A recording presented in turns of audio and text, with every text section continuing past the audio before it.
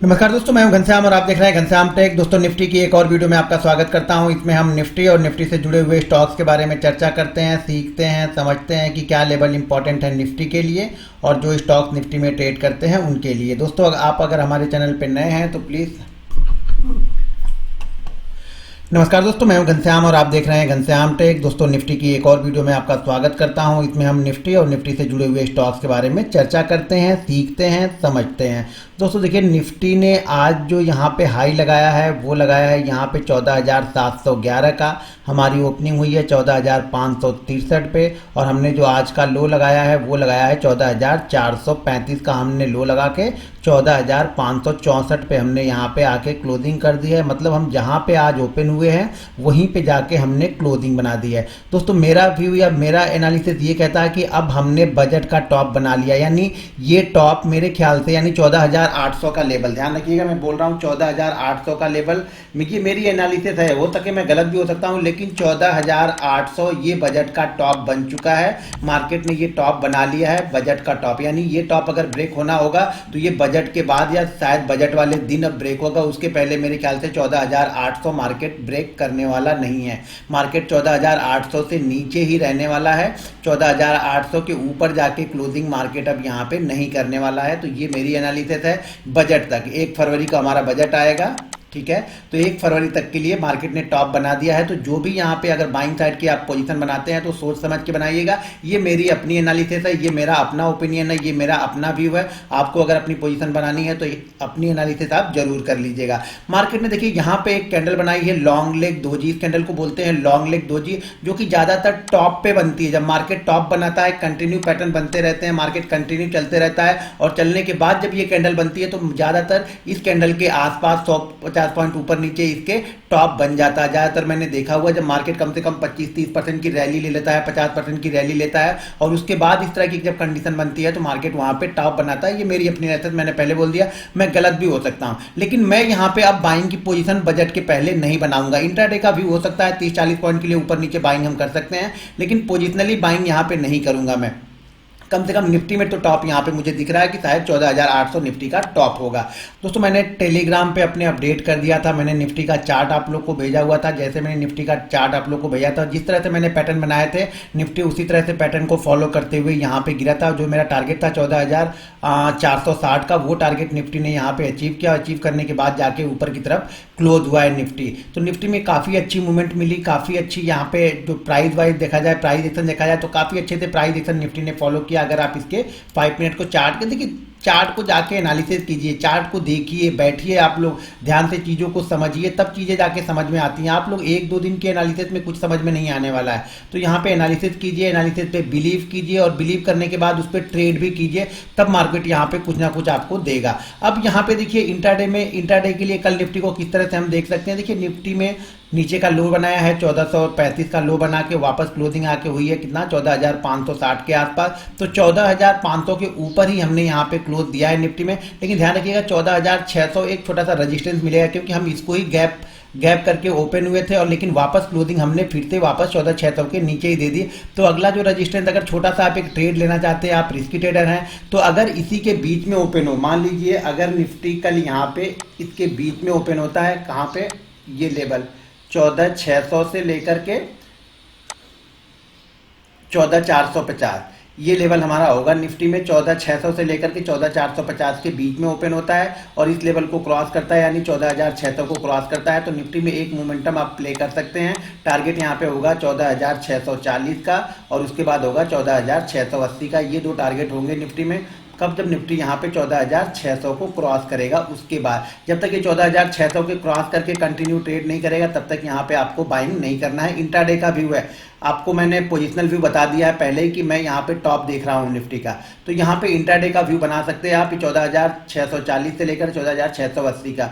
अगर निफ्टी मान लीजिए इस रेंज में ओपन होता है और ऊपर ना जाके ये नीचे की तरफ 14,540 को ब्रेक करता है तो मेरा जो पहला टारगेट होगा वो होगा 14,500 का और दूसरा टारगेट यहाँ पे होगा 1460 का, और तीसरा टारगेट मेरा यहाँ पे होगा 14,420 का। ये 3 टारगेट के लिए मैं निफ्टी को शॉर्ट कर सकता हूँ यहाँ पे। कब? जब इस रेंज में, देखिए रेंज में खुलेगा तब की बात कर रहा हूँ। रेंज में खुले और रेंज में कंसोलिडेट करने के बाद नीचे आएगा तो मैं सेल कर दूंगा। रेंज में कंसोलिडेट करने के बाद ऊपर जाएगा तब मैं यहाँ पे बाइंग करूंगा।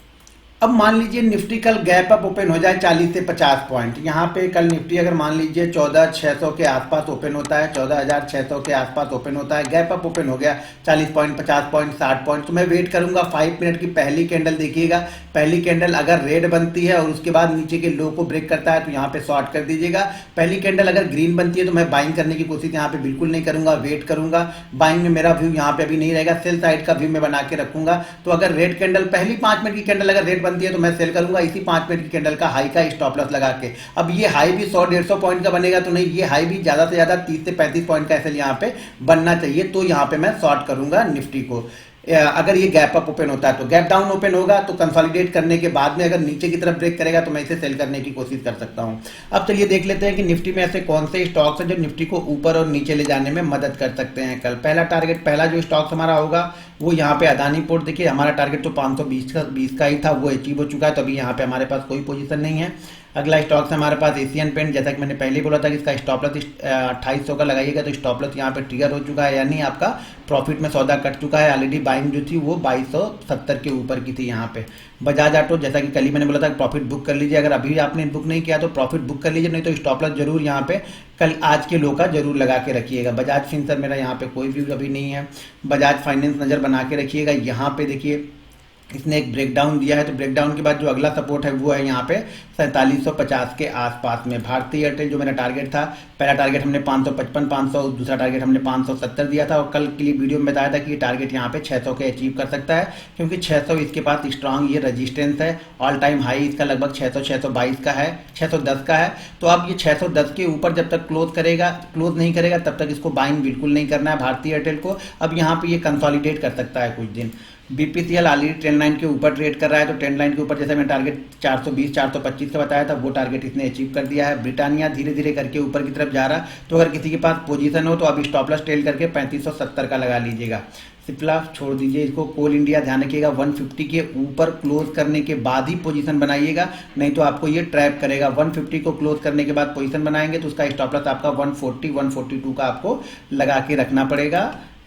कोल इंडिया में डिवीज लैब कंटिन्यू नीचे की तरफ आ रहा है, तो अगला सपोर्ट जो इसका है वो 3580 के आसपास में है। डॉक्टर रेड्डी ऑलरेडी आप लोग को प्रॉफिट यहाँ पे बुक करवा चुका हूँ। आइसर मोटर में भी मेरे ख्याल से एक बार प्रॉफिट बुक कर लीजिए, नहीं तो स्टॉप लॉस जरूर यहाँ पे 2840 का लगा के रखिएगा।